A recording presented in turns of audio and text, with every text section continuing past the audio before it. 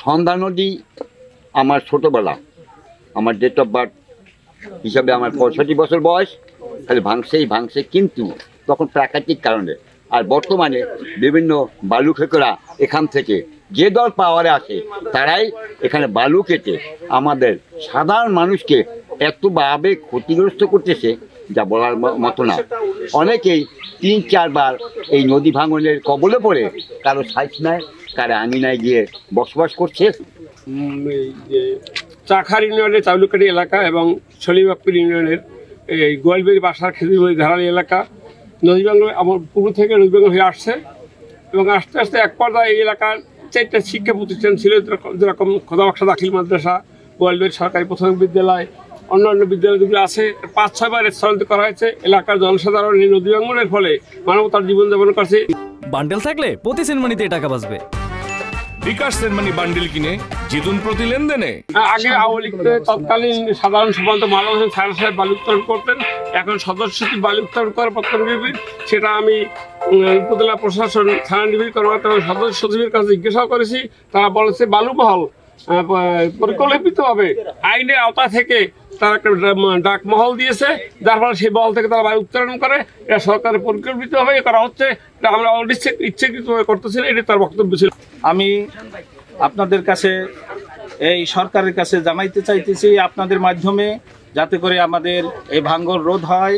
এই ভাঙ্গলের কারণে আমাদের ভিটাবাড়ি সব বিলীন হয়ে যেতেছে, এমনকি শিক্ষা প্রতিষ্ঠান পর্যন্ত বিলীন হয়ে যাইতেছে। আমাদের নামাজের ঘর, আমাদের মসজিদ, মাদ্রাসা সব কিছু বিলীন হয়ে যাইতেছে।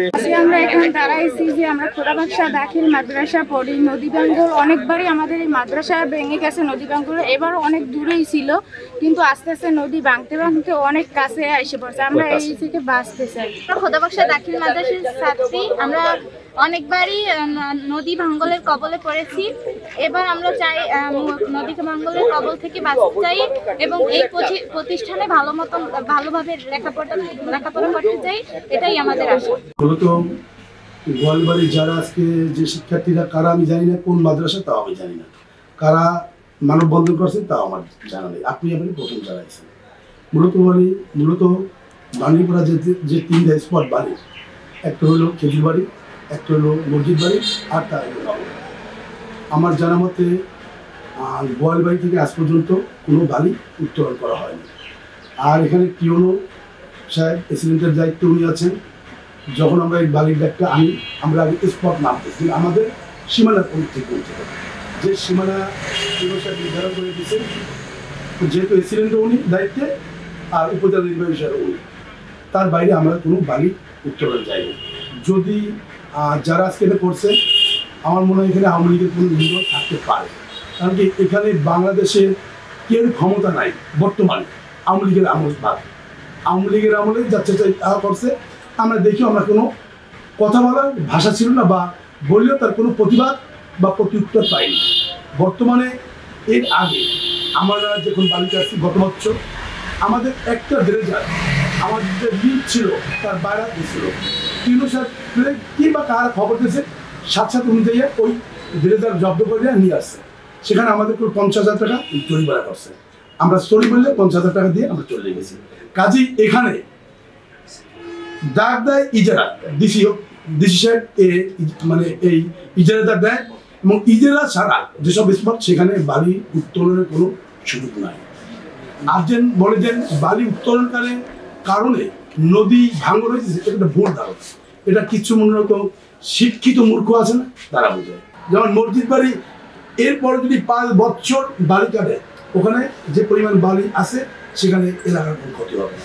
তারপরে যদি এলাকাবাসী আমাদের বলে যে রিয়াজ ভাই, মঞ্জু ভাই, আমরা এখানে করে একক জড়িত না, আমরা বিএনপি জড়িত, আমরা বিএনপি পরিবার জড়িত। যদি এখানে সমস্যা, যারা নদীর পাড়ে আছে ম্যাক্সিমাম আমাদের মৎস্যজীবী দলের লোক। বিএনপির ওখানে আমাদের সাংগঠনিক সম্পাদক আছে আহমেদ মিরা।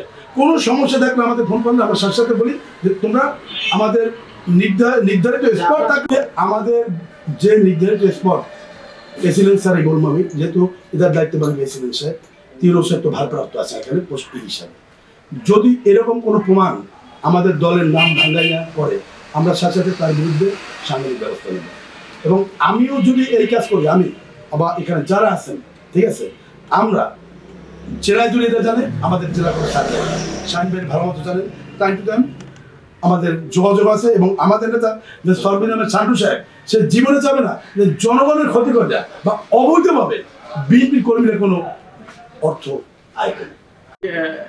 আপনার প্রশ্ন নিতে পারি না, কারণ হচ্ছে অবৈধভাবে কাটলে সেটা তো অবৈধই। আমি অলরেডি দুইটাই মনে হয় 50-50 জরিমানাও করেছি অলরেডি, এবং কিছু আছে বোমা ট্রেজার, যেটাকে আপনারা বলেন বাংলা ট্রেজার। এটা বিশারকান্দির দিকে আমি একদিন গিয়ে একটা ভেঙে ফেলেছি। তবে আমাদের কিছু ল্যাকিংস আছে, যেমন রাতের বেলা মোবাইল কোড করা যায় না, এই একটা বিষয়। রাতের বেলা ওরা বেশি কাটে। রাতের বেলা আমাদের সিকিউরিটি প্রবলেম থাকে, যেমন পুলিশ পাওয়া যায় না, বা পুলিশ পাওয়া গেলেও পুলিশ রাতে ডিসকারেজ করে। আমাদের যেমন সব মন্ত্রণালয় থেকেই বলছে রাতে মোবাইল কোড না করার জন্য।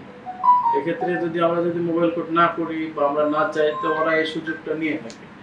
তো রাতের বেলার ক্ষেত্রে আমরা পুলিশদেরকে বলে থাকি, তারা ব্যবস্থা নেয়। স্থানীয় যারা চেয়ারম্যান মেম্বার বা চৌকিদার, ওরাও একটু ভয় থাকে।